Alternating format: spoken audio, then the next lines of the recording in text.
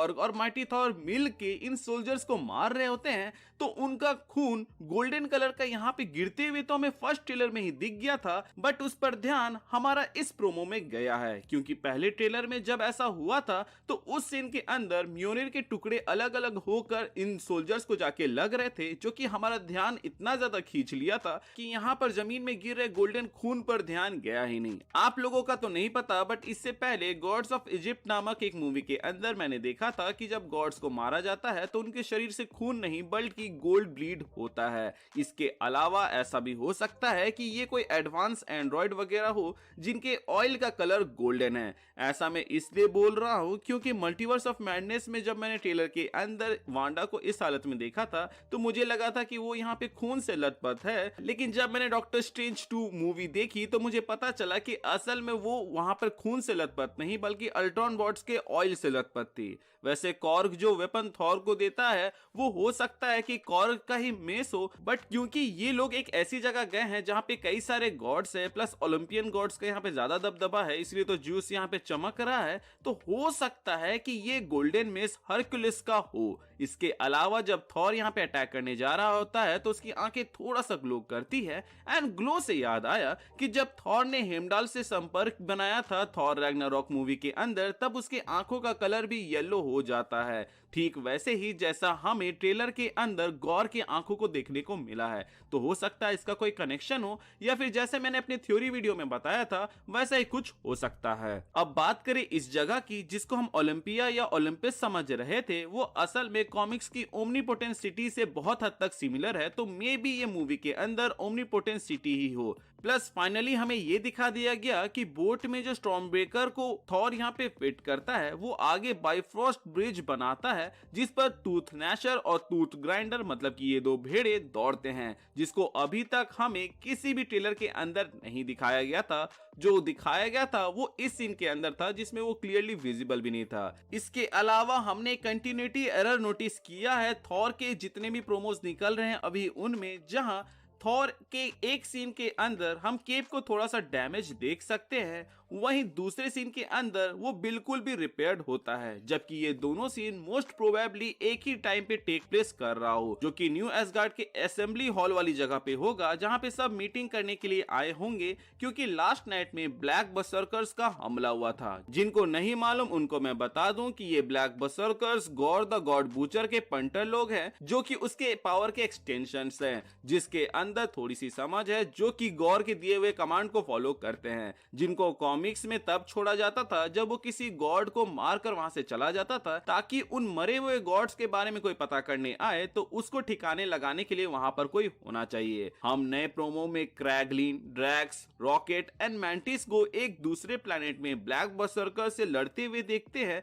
जिससे ऐसा लगता है मानो ये लोग थॉर की मदद करने के लिए उसके साथ जाते हैं एंड फाइट सीक्वेंस में, जहां ये लोग एक सेकेंडरी मिशन में होंगे, बट ऐसा भी हो सकता है कि ये लोग अपने ही मिशन में होंगे और इन्हें बस एक दो शॉट्स के लिए दिखाया गया, जिसका ग्लिम्स हमें यहां देखने को मिल गया। मैं ऐसा इसलिए कह रहा हूं क्योंकि ऐसा सुनने में आया था कि गार्डियंस ऑफ गैलेक्सी की टीम सिर्फ मूवी के स्टार्टिंग के टाइम में है, तो मे बी मूवी के एंड में उनका थोड़ा सा सीन हो एंड ये सीन कुछ गार्डियंस ऑफ द गैलेक्सी 2 के जैसे प्ले आउट हो, जहां पर हमें ऐसा दिखा दिया जा सकता है कि गॉर ईगो के जैसे ही किसी चीज को एक्टिवेट कर देता है, जिससे ब्लैक बर्सर्कर हर वो जगह पर एक्टिवेट हो जाते हैं जहां पे गॉर कभी गया हो या छोड़ा हो, जिसके बाद से वो ब्लैक बर्सर्कर वहां तबाही मचाने लगते हैं और इत्तेफाक से एक प्लेनेट के अंदर जहां पे गार्डियंस ऑफ गैलेक्सी मौजूद रहते हैं वहां पर ये ब्लैक बर्सर्कर्स थे। ये सीन कुछ इस तरह प्ले आउट हो सकता है जहां थॉर और उसकी कंपनी गॉर को रोकने में लगी होगी,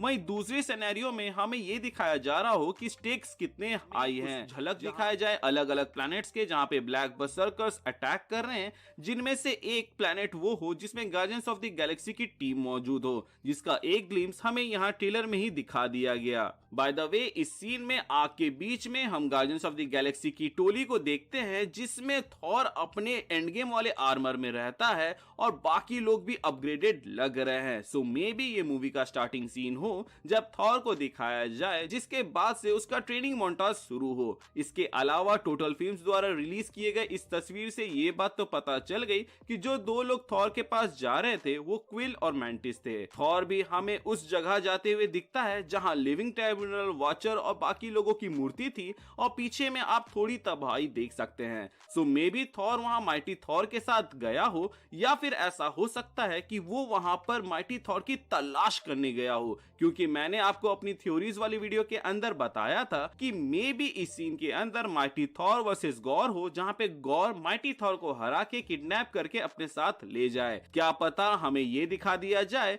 कि गॉर एंड माइटी थॉर को पावर एक ही कारण से मिले हो और ये लोग कहीं ना कहीं से कनेक्टेड है। ऐसे देखा जाए तो कनेक्शन तो है ही, क्योंकि दोनों ही एक नॉर्मल ह्यूमन रहते हैं जिन्हें गॉड की पावर मिलती है किसी दूसरे तरीके से। इस सीन में आप पीछे ब्लैक बर्सर्कर्स के बड़े बड़े रूप देख सकते हैं जिनसे गॉर्ग और बाकी लोग लड़ेंगे, क्योंकि हमारा थॉर तो मेन हीरो है इस मूवी का, तो वो मेन विलन से लड़ेगा जो कि गॉर होने वाला है। अब मेन विलन के बारे में ऐसी बात कही जा रही है कि वो एक सिंपैथेटिक विलन होने वाला है, तो इससे तो साफ हो जाता है कि वो लोग कॉमिक्स वाले कहानी को ही उठा रहे हैं जहां पे गॉर की फैमिली भूखमरी से मर जाती है और इसका जिम्मेदार गॉर गॉड्स को ठहराता है, जिसके बाद से वो शपथ लेता है कि जब तक सारे गॉड्स को मारेंगे नहीं तब तक छोड़ेंगे नहीं। एक एक करके मारने से उसको बहुत ही ज्यादा टाइम लग रहा था, तो वो गॉड बॉम्ब बनाता है जिससे एक ही बार में सारे गॉड्स का सफाया किया जा सकता है, जिसका कोई ना कोई वर्जन हमें मूवी के अंदर जरूर दिखेगा, क्योंकि तभी तो मूवी के स्टेक्स हाई होंगे। हमेशा दांव में ह्यूमंस, एलियंस और प्लेनेट लगते थे, बट पहली बार दांव पे गॉड्स की जान लगी है, और वो भी एक नहीं दो नहीं बल्कि सारे गॉड्स की। मैं तो थैंकफुल हूं कि मार्वल वालों ने अभी तक थॉर लव एंड थंडर के ज्यादा टीवी स्पॉट्स वगैरह नहीं निकाले हैं, क्योंकि last time multiverse of madness के अंदर इतने सारे टीवी स्पॉट्स निकाल दिए गए थे कि कोई सरप्राइज ही नहीं बचा था मूवी के अंदर। सो आई होप वो गलती वो इस बार ना दोहराए। अभी भी 2 सप्ताह बाकी है एंड आई होप कि किसी तरह 1 सप्ताह या और कम से कम 10 दिन तो पार कर दे, क्योंकि 4 दिन पहले से तो हम सब भी अंडरग्राउंड होने वाले हैं, ताकि किसी भी तरह के टीवी स्पॉट वगैरह से बचे रहें और मूवी में हमें कुछ तो नया देखने को मिले। वैसे देखा जाए तो मूवी में तो बहुत कुछ देखने को मिलने वाला है, क्योंकि उन सब के ग्लिम्स हमें ट्रेलर में देखने को मिल गए हैं। आप किस चीज के लिए सबसे ज्यादा एक्साइटेड हैं मुझे जरूर बताइएगा। मैं तो इस एस्टेरॉइड या मून जिसमें ये थंडर की पूरी लाइटनिंग जा रही है, इस सीन के लिए सबसे ज्यादा एक्साइटेड हूं। अगर ये वीडियो आपको अच्छा लगा हो तो अपने दोस्तों के साथ शेयर कीजिएगा ताकि वो भी एंजॉय कर पाए, प्लस एक लाइक ठोक दीजिएगा ताकि हमें भी मोटिवेशन मिले। चैनल पे नए हैं तो चैनल को सब्सक्राइब कर दीजिएगा ताकि आप ऐसे ही कंटेंट मिस ना